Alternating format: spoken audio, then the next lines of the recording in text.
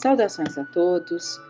Para nossa análise, nós vamos trazer o tema do Evangelho segundo o Espiritismo, que Kardec coloca uma comunicação do Espírito Elizabeth de França, e ela fala sobre a caridade para com os criminosos. Mas antes de vermos o texto, vamos ver uma análise que é feita no jornal Espírito Consolador, em que é colocado: criminalidade, delinquência, crueldade e violência são temas que se identificam com o nosso cotidiano.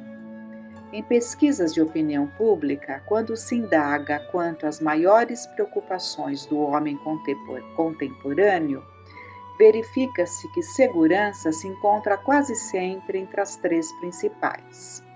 A Organização Mundial da Saúde, OMS, passou a considerar a violência como um problema de saúde pública, pois a violência é, em quase todos os países do mundo, a principal causa de mortalidade na faixa etária dos 15 aos 45 anos. Uma relevante questão relacionada à criminalidade humana é a que se ocupa com a conduta diante do delinquente. O que fazer? Como agir?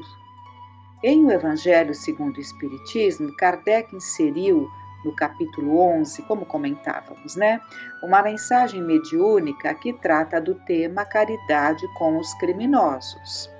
Uma leitura atenta dessa mensagem nos leva a propor didaticamente 4 atitudes que podem e devem ser direcionadas àqueles indivíduos que vêm assumindo um comportamento antissocial. Então, baseado nessa mensagem do Evangelho segundo o Espiritismo, é colocado ali 4 pontos retirados deste tema, deduzidos deste tema. Primeira atitude limitadora do dano. Indivíduos que ainda não se encontram em condições de viver em sociedade em decorrência de sua ação nociva devem ser afastados dela até que demonstrem atitude mental de mudança de pensamento. O afastamento provisório do delinquente da sociedade tem 3 finalidades: poupar a sociedade de sua ação deletéria, impedir que ele continue agravando seu comprometimento espiritual e levá-lo a refletir em torno de sua ação equivocada através de uma ação corretiva e educadora. Então, todos os estudos que buscamos na doutrina, que nos trazem essa conotação, nós percebemos que existe no plano espiritual todo um processo educativo. E ele vai citar, o texto cita, na obra Memórias de um Suicida, recebida pela mediunidade de Ivone Pereira, o autor espiritual relata que no Hospital Maria de Nazaré, que se responsabiliza pelo acolhimento de suicidas, existe um local destinado à reclusão de grandes criminosos, obviamente locais condizentes com a dignidade humana, e que ali são detidos até que demonstrem sinais de arrependimento. Um desses criminosos, Agenor Penalva, ali se encontrava há 38 anos. Então, até já fizemos um estudo na pandemia, durante a pandemia, sobre essa situação do Agenor Penalva, Ele era um criminoso ferrenho. E, na verdade, nós vemos ali que existe todo um trabalho, todo um processo educativo de reclusão de espíritos em condições assim difíceis, mas é uma reclusão educativa. Então, estão reclusos, não têm a convivência com os demais até que se apresentem em condições. Então, ali na Colônia Maria de Nazaré, tem o Hospital Maria de Nazaré, tem o manicômio daqueles que estão totalmente enlouquecidos, e tem essa parte ali que seria para esses criminosos que ainda estão longe de um arrependimento. Mas eles recebem todo um tratamento, né? O Agenor Penalva, ele recebia a visita ali do seu orientador todos os dias, naquele ambiente em que ele estava só. E era determinado para que ele pensasse e refletisse. Então, em sua mesa havia livros, o orientador deixava folhas de papel com determinadas tarefas. Por exemplo, as regras de um bom convívio, as regras de um cidadão agindo no bem, quais são os pontos, os deveres em relação aos pais, porque ele falhou muito, além de todos os crimes, ele teve um crime enorme com a sua mãe, né?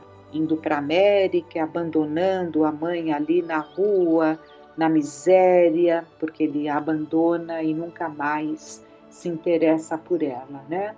E ela desencarna em condições dificílimas. E então tinha ali, né, aquela ordem do dia. Quais são os deveres de um filho para com os pais? E ele tinha que escrever.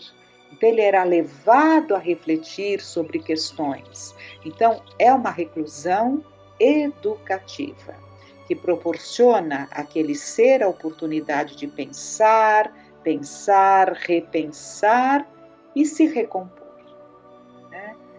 Coisa que um dia a Terra chegará a isso, né? Com certeza, com muita luta, né? Porque estamos assim muito aquém de tudo que é o ideal para esses processos, né? De reajuste dos criminosos, né? Para que eles não desencarnem, especialmente nós espíritas que temos o entendimento de que a vida continua, para que eles desencarnem em melhores condições e não se tornem criminosos obsessores no plano espiritual, continuando então a espalhar os seus males. Então não adianta fecharmos os olhos para essa realidade crescente, é preciso que haja o tratamento adequado, né? A pena adequada e o tratamento adequado. E o jornal continua. Comenta Kardec que se não lhes pusesse um freio às agressões, todos os bons seriam suas vítimas e que, confiante na impunidade, retardaria seu avanço. Então é claro que existem as leis terrenas, que ainda são muito falhas, mas elas têm como objetivo, né, fazer com que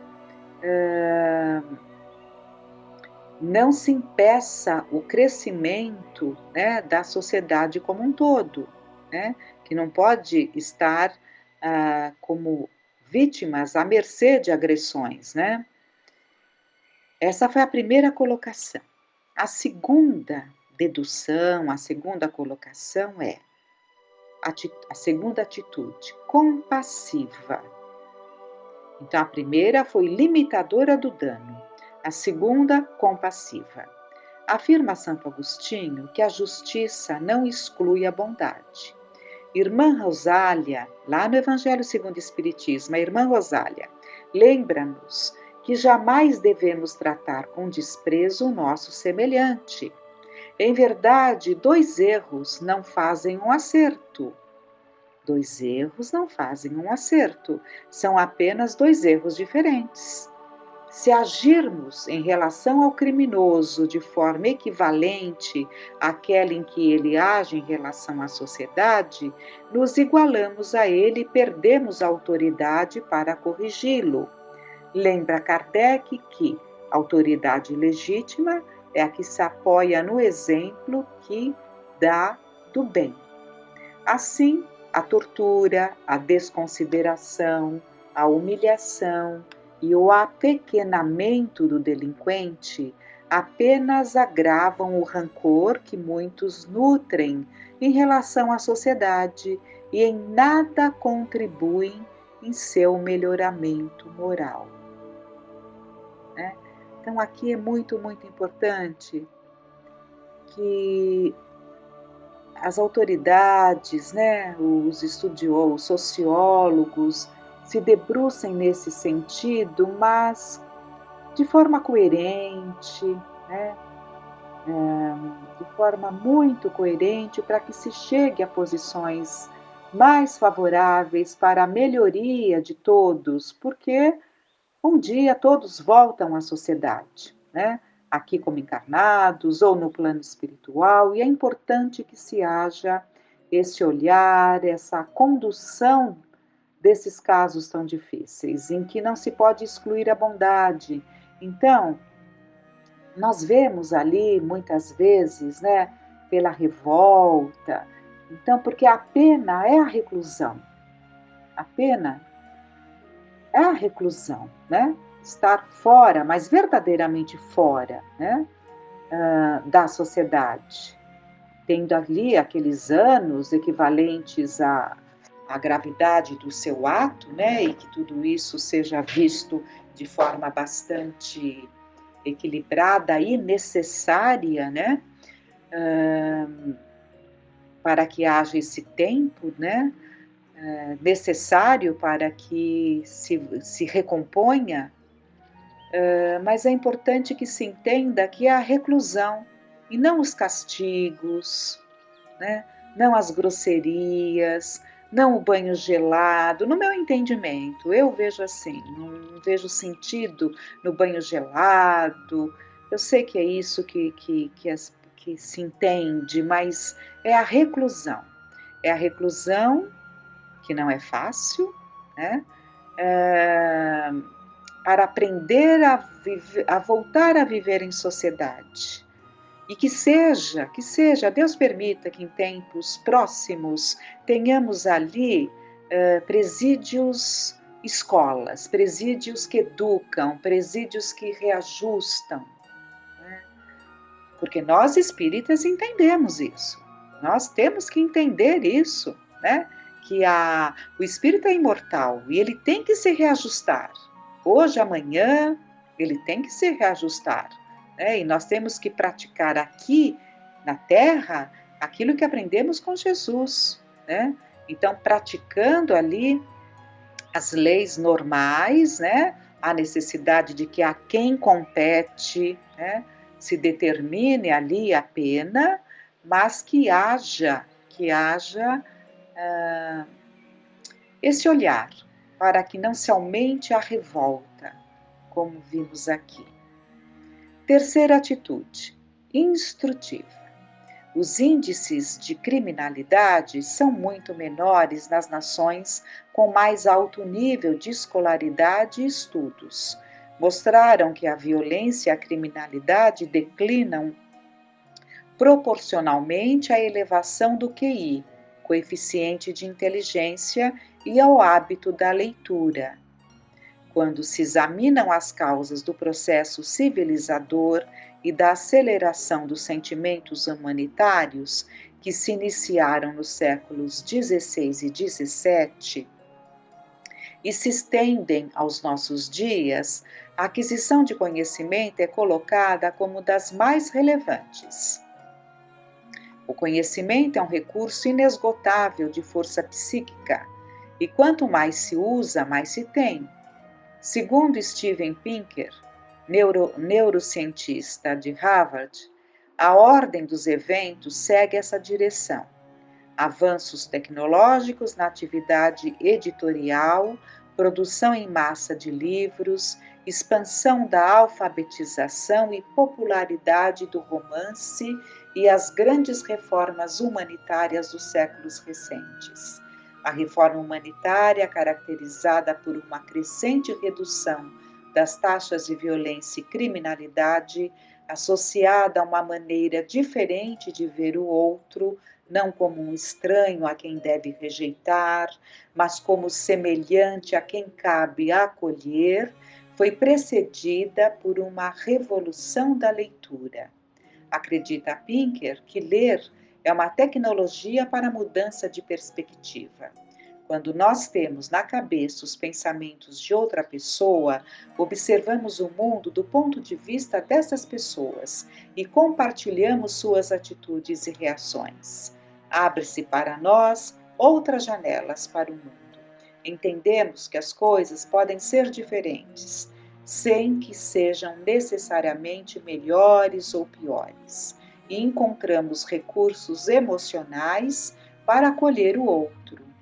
Os romances, nesse particular, trazem à vida as aspirações e privações de pessoas comuns e exercita a nossa habilidade de nos pôr no lugar do outro, o que, por sua vez, nos indispõe contra punições cruéis e outras violações dos direitos humanos. Os filósofos do Iluminismo louvavam o modo como os romances levavam o leitor a se identificar com outras pessoas e sentir por elas um interesse compassivo. A boa leitura, educadora, educativa, né? Os romances que nos ajudam a mergulhar ali na mente do outro, quanto se aprende, né? Então é a boa leitura, o aprendizado, isso é muito importante. E a quarta atitude que o texto coloca é a educadora. Agenor Penalva, asilado no Hospital Maria de Nazaré há 38 anos, recebia a visita diária de um sacerdote psicólogo que dialogava longamente com ele, apresentando-lhe os princípios fundamentais da ética universal da criatura humana. Embora as leis morais existam na consciência humana, muitos de nós as esquecemos e torna-se necessário que nos sejam lembradas. Comenta Kardec que não há culpados que se não possam regenerar por meio da persuasão e do exemplo. Os espíritos mais perversos acabam por corrigir-se com o tempo. O fato de muitas vezes ser impossível regenerá-los prontamente não importa na inutilidade de tais esforços.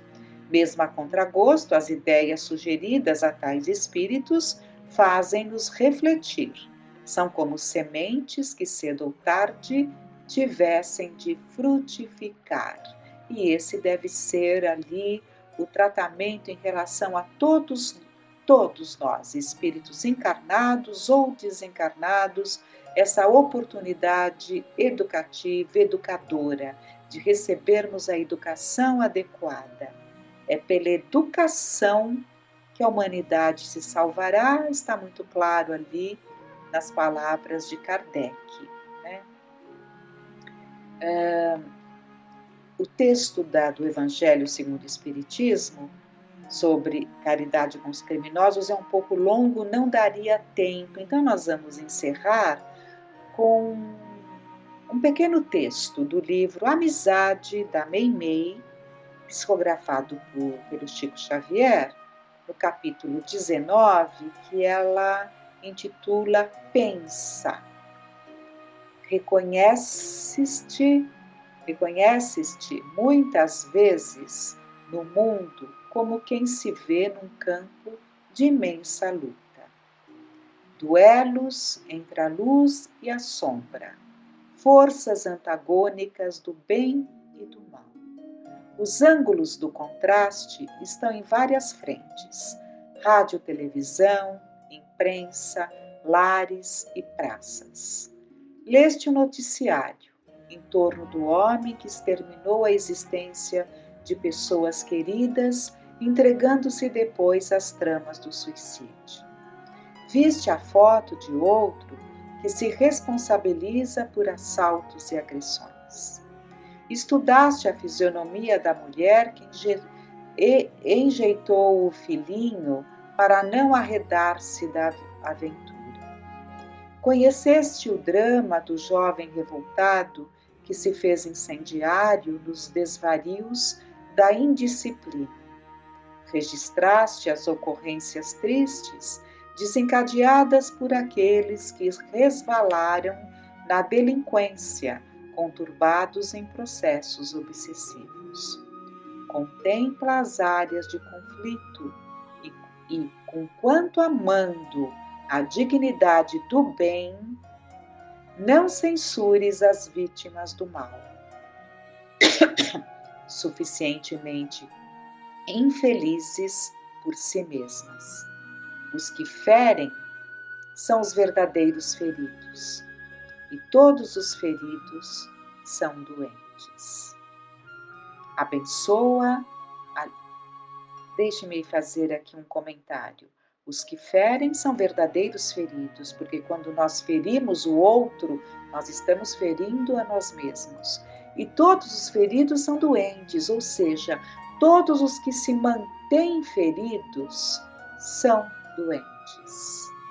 Porque muitas vezes cicatrizaria, digamos assim, aquela ferida, mas continuamos doentes pelo ódio, pelo desejo do revide, né? Então, quem se mantém ferido continua doente e leva para o plano espiritual essas condições. Abençoa continuamente. Abençoa, alivia, restaura, levanta, separa a enfermidade do enfermo, como auxilias a laranjeira libertando-a da erva invasora, e descobrirás unicamente o irmão que chora e sofre. Pensa no que faria Jesus se os visse. Em pessoa, no chão da vida humana, observando os que desfalecem. Não lhe ouvirias qualquer frase condenatória. De certo, o Senhor se debruçaria sobre os caídos a fim de socorrê-los. E se lhe perguntasses por que estaria agindo assim, responderia sem hesitar: eles todos são meus. Eles todos são meus. Reflitamos. Que fiquemos em paz.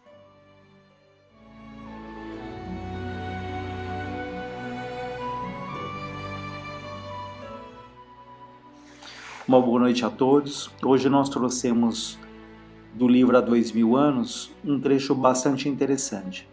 Aliás, esse livro é uma das mais belas obras aí da literatura espírita, que traz ali a trajetória de Públio Lentulus, né? Públio Lentulus era um senador romano, que sabemos que foi uma reencarnação de Emmanuel, e ele tem ali a sua trajetória ao lado da Lívia, que é um espírito de uma grandeza impressionante, né? Um exemplo ali, se queremos saber o que é um grande espírito, o que é ali a humildade, o que é a fé, nós vamos encontrar na figura de Lívia a expressão desses adjetivos, dessas qualidades.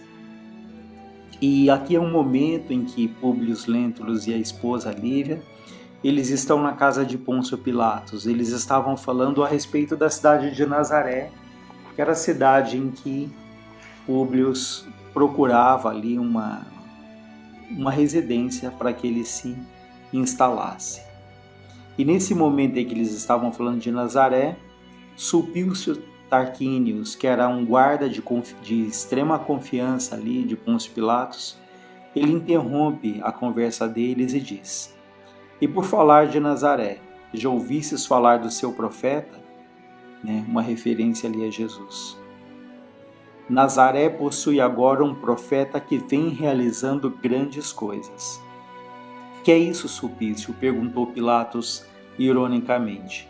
"Pois não sabes que dos judeus nascem profetas todos os dias? Acaso as lutas do templo de Jerusalém se verificam por outra coisa, né? Por outro motivo? Todos os doutores da lei se consideram inspirados pelo céu e cada qual é dono de uma nova revelação. Mas esse Senhor é bem diferente", diz Sulpício. "Estarás acaso convertido a uma nova fé?" pergunta Pilatos.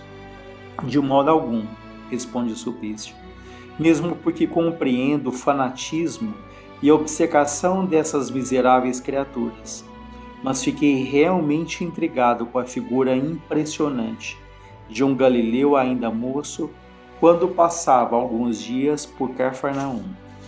Ao centro de uma praça, acomodada em bancos improvisados, feitos de pedra e de areia, vi considerável multidão que lhe ouvia a palavra em êxtase de admiração e comoção.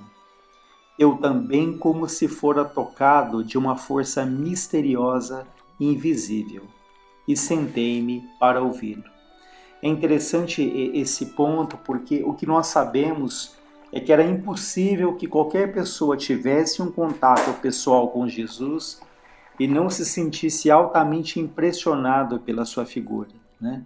Não só pelos traços fisionômicos que a gente vai perceber em detalhes daqui a pouco, mas sobretudo pela vibração que emanava, pelo amor, pelo carinho, né? A voz dele era saturada desse magnetismo superior que ali impressionava a todos aqueles que tinham essa oportunidade de um contato mais direto com ele. Então Sulpício diz: eu como se fora tocado de uma força misteriosa e invisível, e sentei-me para ouvi-lo.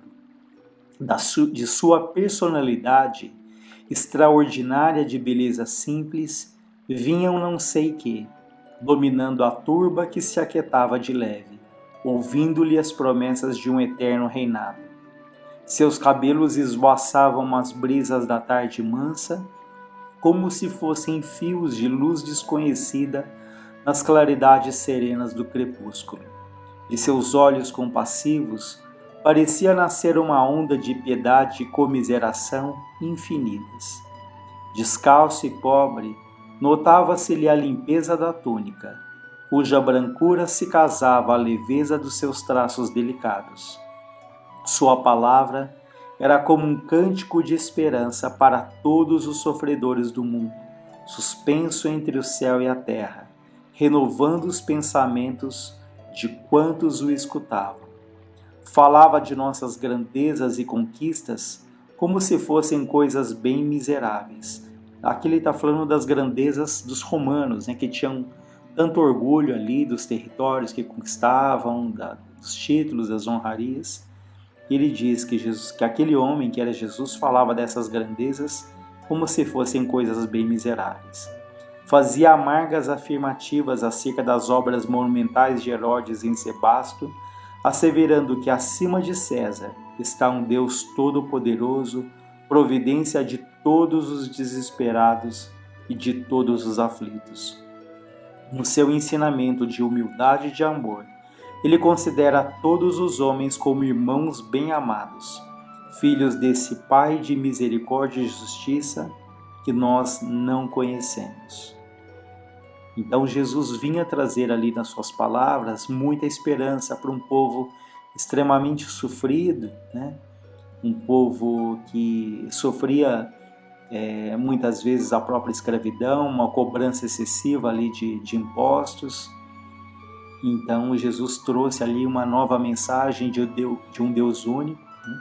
Não ali dos deuses domésticos que os romanos tanto cultuavam, mas de um Pai ali de amor, de justiça, de misericórdia. A voz de Sulpício estava saturada do tom emocional característico dos sentimentos filhos da verdade.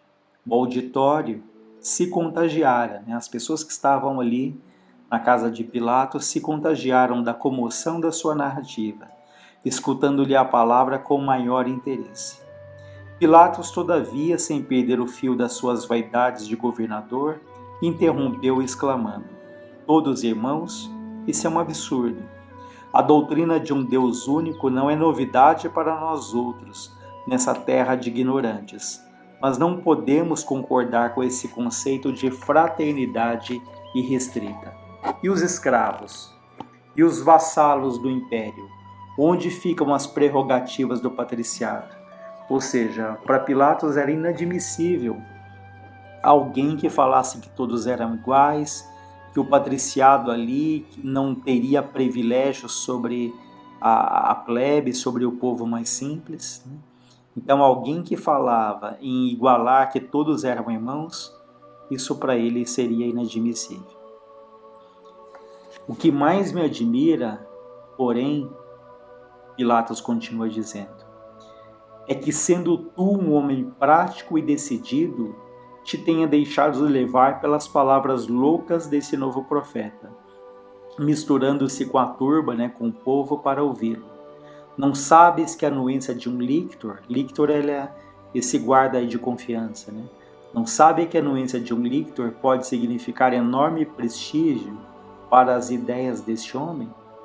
Senhor, respondeu Sulpício, desapontado, eu próprio não saberia explicar a razão das minhas observações daquela tarde.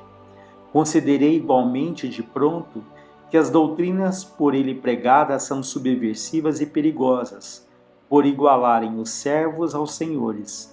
Mas observei também as suas penosas condições de pobreza, consideradas por seus discípulos e seguidores como um estado alegre e feliz, o que de modo algum não constitui motivo de receio para as autoridades provinciais.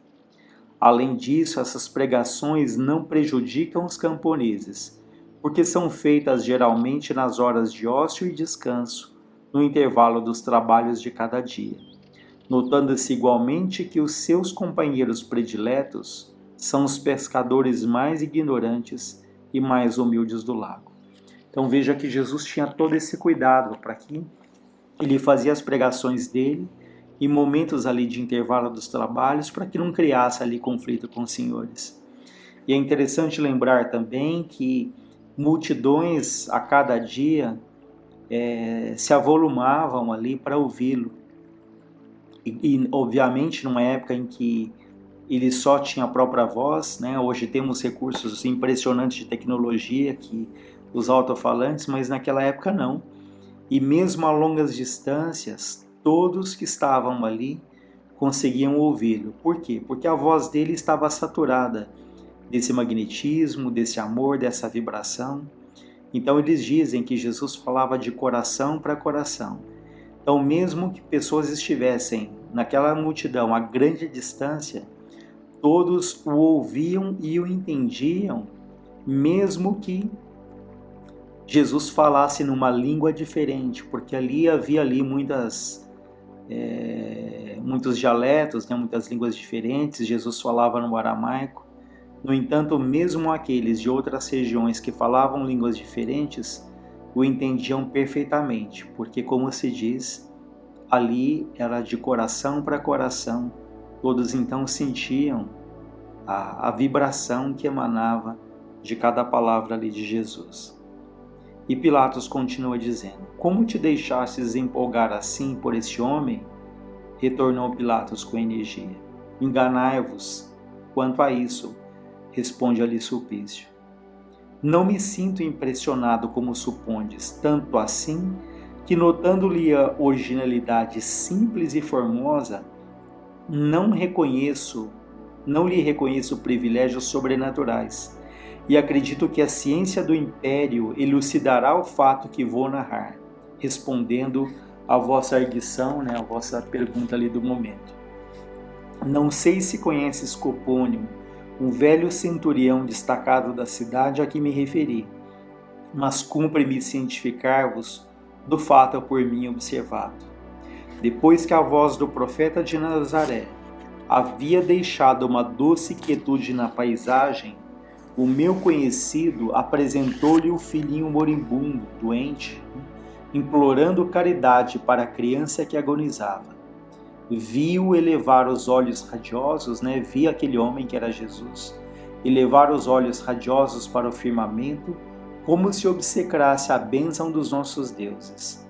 E depois notei que suas mãos tocavam o menino, que por sua vez parecia haver experimentado um fluxo de vida nova, levantando-se de súbito a chorar e buscando o carinho paterno, após descansar no profeta os olhinhos enternecidos.